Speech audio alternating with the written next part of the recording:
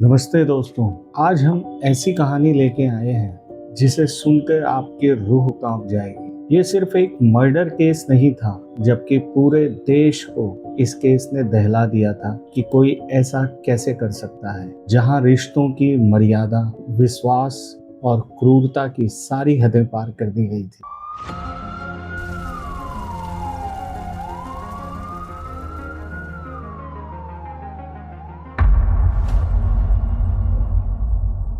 देश को हिलाकर रख देने वाले तंदूर कांड की भूमिका इसी फ्लैट में लिखी गई थी।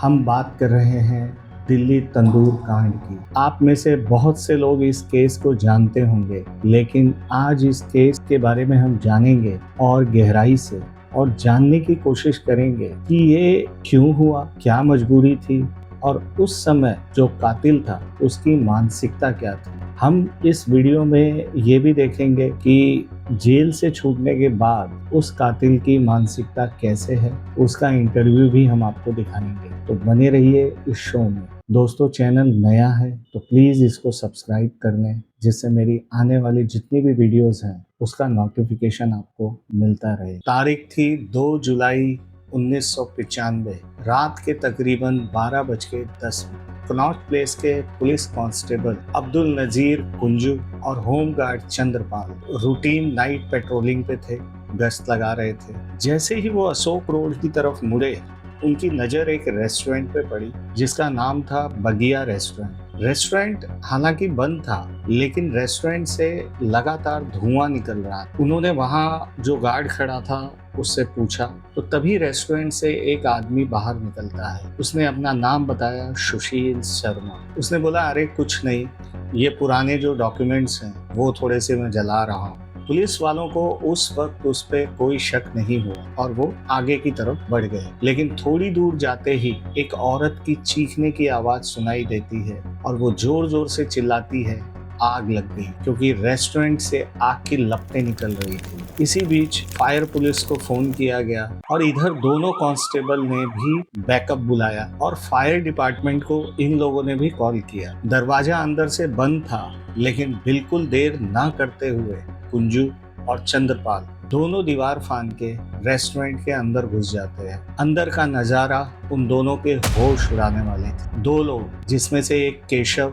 जो रेस्टोरेंट का मैनेजर था और जो रेस्टोरेंट का मालिक था सुशील शर्मा, वो दोनों कुछ कागज और कुछ लकड़ियां डाल के आग को और बढ़ा रहे थे। सुशील ने पुलिस को वहां से चले जाने के लिए कहा, लेकिन तभी कांस्टेबल कुंजू और चंद्रपाल दोनों को मांस के जलने की बदबू महसूस हुई और धीरे धीरे उनका शक यकीन में बदलने लगा। उन्होंने तुरंत तंदूर की आग बुझाई और फिर तंदूर में जो उन्होंने देखा वो काफी भयानक था। वो किसी हॉरर फिल्म से ज्यादा डरावना लग रहा। तंदूर के बाहर इंटेस्टाइन लटक रहे थे, जो कि साफ पता चल रहा है कि ये इंसानी मांस के लोथड़े हैं। और जब उन्होंने तंदूर के अंदर झांका तो देखा कि एक अध जला शव अंदर पड़ा हुआ है। कुछ कंकाल के हिस्से भी दिखाई दे रहे हैं। अब पूरी बदबू तेजी के साथ आसपास फैलने लगी। जैसे जैसे बदबू फैलती गई, ये बात भी आग की तरह फैलती गई और तभी इन दोनों कांस्टेबल ने एक्स्ट्रा फोर्सेस मंगा ली और इसी बीच सुशील शर्मा वहां से फरार हो गया। लेकिन दोनों कांस्टेबल ने केशव, जो कि रेस्टोरेंट का मैनेजर था, उसे गिरफ्तार कर लिया। अगली सुबह ये खौफनाक खबर हर न्यूज़पेपर, हर टीवी चैनल्स पे एक हेडलाइन बन गई। बात ही कुछ ऐसी थी। अब आपके मन में सवाल ये आ रहा होगा कि वो लाश किसकी थी, सुशील शर्मा कौन था और वो लाश को क्यों जलाया जा रहा। तो आइए जानते हैं। दूसरी तरफ जो केशव मैनेजर था, उसे पूछताछ जारी थी, लेकिन वो अपना मुंह नहीं खोल रहा था। सिर्फ वो एक ही बात की रट लगाया था कि जो रेस्टोरेंट का मालिक है वो सुशील शर्मा है और उसने सुशील शर्मा के एहसानों के बदले ये सब कुछ किया। उसी दिन एक आदमी पुलिस स्टेशन में आता है और अपना नाम मतलूब करीम बताता है और उसकी आवाज कांप रही थी और कांपते आवाज में वो बोलता है कि वो मेरी दोस्त की लाश थी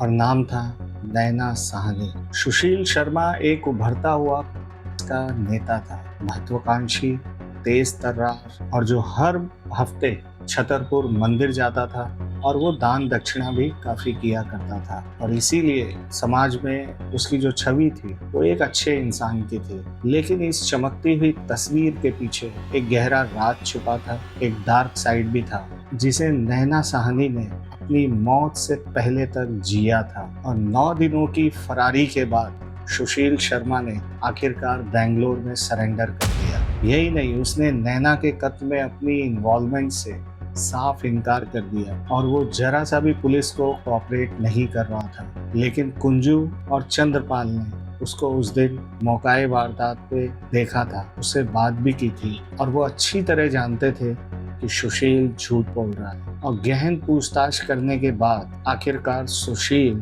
टूट गया और उसने सच्चाई बतानी शुरू की। सुशील ने उस रात की यानी 2 जुलाई की पूरी सच्चाई बताई। उसमें यह था कि शाम को वो गोल मार्केट से जब अपने घर पहुंचा तो उसने अपनी बीवी के हाथों में एक कोल्ड ड्रिंक का ग्लास और किसी से फोन पे बात करते हुए सुना। और जैसे ही नैना ने उसे देखा तो नैना ने वो फोन काट दिया। बात आई गई हो गई और सुशील ने अपना ड्रिंक बनाया और उसे पीने लगा। जैसे जैसे ड्रिंक के पैक बढ़ रहे थे वैसे वैसे सुशील के दिमाग में नैना के लिए उसका शक बढ़ता जा रहा था। उसने टेलीफोन पे लास्ट डायल पे किए हुए कॉल पे वापस कॉल किया तो उस कॉल को उठाया मतलूब करीम ने, नैना के एक्स बॉयफ्रेंड।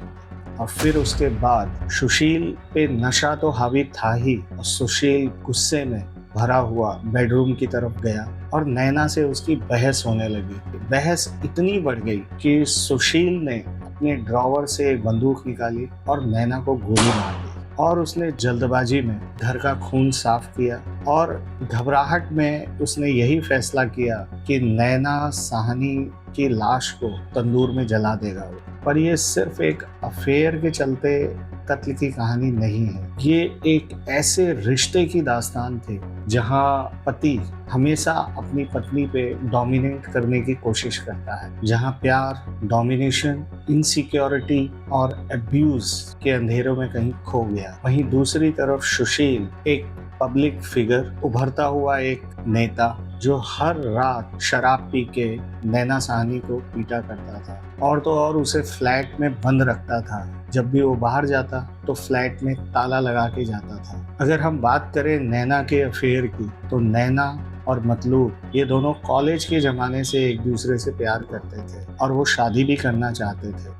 लेकिन नैना के परिवार को उसके धर्म से आपत्ति थी, इसलिए वो शादी से इनकार करते थे। और फिर मतलूब ने काफ़ी इंतजार करने के बाद किसी और से शादी कर ली। लेकिन नैना और मतलूब दोनों एक अच्छे दोस्त बने रहे, एक दूसरे से बातें करते रहे और अपनी जो भी प्रॉब्लम्स होती थी या खुशियां होती थी उसको वो आपस में शेयर किया करते थे। और इसी बीच नैना के डिप्रेशन में सुशील की एंट्री होती है और सुशील नैना के इस तनाव में उसका सहारा बना और फिर बाद में उन दोनों ने शादी कर ली। लेकिन उनकी शादी कुछ हफ्तों तक ही अच्छी चली क्योंकि फिर धीरे धीरे जो सुशील का असली नेचर सामने आ रहा था, जैसे उसका अब्यूजिव नेचर था, बात बात पे गाली देना, मारपीट करना, शराब पीना, तो ये सब चीजें जब सामने आई तो फिर नैना को इन सब चीजों ने अंदर से तोड़ के रख दिया। फिर नैना का झुकाव वापस मतलूब से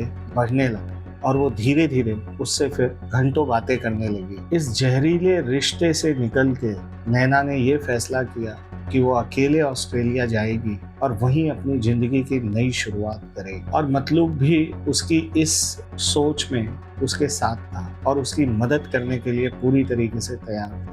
2 जुलाई के कुछ दिन पहले नैना ने ये बात सुशील को बताई थी कि वो ऑस्ट्रेलिया जाना चाहती है। सुशील इस बात पे बहुत भड़का था और उसने बहुत मारपीट की थी उस दिन, क्योंकि सुशील का ये मानना था कि कहीं ना कहीं मतलूब उसके इस फैसले में शामिल है। इस तरफ सुशील ने जब ये सारी चीजें बताई पुलिस को, पुलिस ने चार्जशीट दाखिल की। सुशील शर्मा को दोषी ठहराया गया और अदालत ने उसे मौत की सजा सुना दी। लेकिन कई सालों तक उसके ऊपर कोई कार्रवाई नहीं हुई और इसी बीच जेल में उसके अच्छे व्यवहार के चलते 8 अक्टूबर 2013 को उसके डेथ सेंटेंस को उम्र कैद में बदल दिया। कोर्ट का फैसला, फांसी से बचा नैना साहनी का हत्यारा सुशील शर्मा। और आगे चल के 22 दिसंबर 2018 को उसको तिहाड़ जेल से रिहा कर दिया। रिहा होने के बाद उसने कई टीवी चैनलों पे इंटरव्यूज दिए थे, उसमें से ये एक है। मैंने देखा है कि दो टाइप के क्रिमिनल्स हैं। एक हार्डकोर क्रिमिनल हैं, वो 10% है, और 90% लोग नॉन क्रिमिनल्स हैं। नॉन क्रिमिनल वो हैं जो सर्कमस्टांसिस को कंट्रोल नहीं कर पाए और उनसे क्राइम हो गया। वो 90% जो क्राइम है वो प्रिवेंट किया जा सकता है। मेरे टाइम में काउंसलिंग का सिस्टम नहीं था और हमने जेल में हमारे एक डीजी थे सुधीर यादव जी, उनसे कह के काउंसलिंग सिस्टम अब जेल में शुरू करवाया। ये लगने के इसमें कुछ नहीं है, बिल्कुल सच बात है। और वो पॉजिटिवनेस जो थी वो आदमी को नुकसान करती है। और जेल में रह के जेल से बाहर थे, हम कमांड की पोजीशन में रहते थे। जेल में रह के एक चीज़ और सीखी कि कमांड सहना कैसे होता है। और जेल में 24 साल कमांड सह के गुजारे हैं और जेल में एक एक मिनट बहुत डिफ़िकल्ट होता है। जेल कोई बहुत अच्छी जगह नहीं है, लेकिन जेल आज मैं कह सकता हूँ जेल अच्छा नागरिक बना के भेजती है। जेल में 24 साल के एक्सपीरियंस में देखा है कि 90% लोग हालात को कंट्रोल नहीं कर, उनको मालूम नहीं हालात को कैसे कंट्रोल करना है। अगर वो गलत कर गए तो वो क्राइम हो गया, और वो ठीक कर गए तो सह गए, चुप लगा गए तो वो क्राइम नहीं हुआ कि उसके बॉडी के कोई टुकड़े नहीं हुए थे। और जब क्राइम हो जाता है तो क्राइम को बचाने की कोशिश में आदमी और गलतियां करता जाता है। जैसे एक क्राइम जैसे हो जाए, जब हो जाए, उसको स्वीकार कर लेना चाहिए। तो वो मेरी जो पॉजिटिवनेस थी वो जेल में जाने के बाद मैंने जो जेल में पसीना मेरा निकला है 24 साल में, उसमें वो सारी चीज़ें निकल के बह गई हैं। दोस्तों, ये था तंदूर कांड का पूरा सच। दोस्तों, ये ऐसा केस था जिसने एक इंसान के दोहरे चरित्र और हमारा जो कानूनी प्रक्रिया है, या यूं कहें न्याय की लंबी प्रक्रिया को उजागर किया। क्या जो पहले कोर्ट ने डेथ सेंटेंस उसे दिया था वो सही था? क्या आपको लगता है कि ऐसे विभत्स क्राइम के लिए 22 साल की जेल काटना काफी है? और क्या हत्या के बाद अगर किसी का आचरण जेल में जाके बदल जाए तो क्या उसे छोड़ा जाना सही है? हमें कमेंट पे अपनी राय जरूर दीजिएगा। मेरी जितनी भी वीडियोस हैं वो सारी काफ़ी रिसर्च के बाद हम लोग लेके आते हैं, काफ़ी मेहनत करते हैं। तो प्लीज़ सब्सक्राइब जरूर कर लीजिएगा, जिससे मेरी आने वाली जितनी भी वीडियोस हैं उसका नोटिफिकेशन आपको मिलता रहे। तब तक के लिए अपना बहुत ध्यान रखिए। नमस्कार।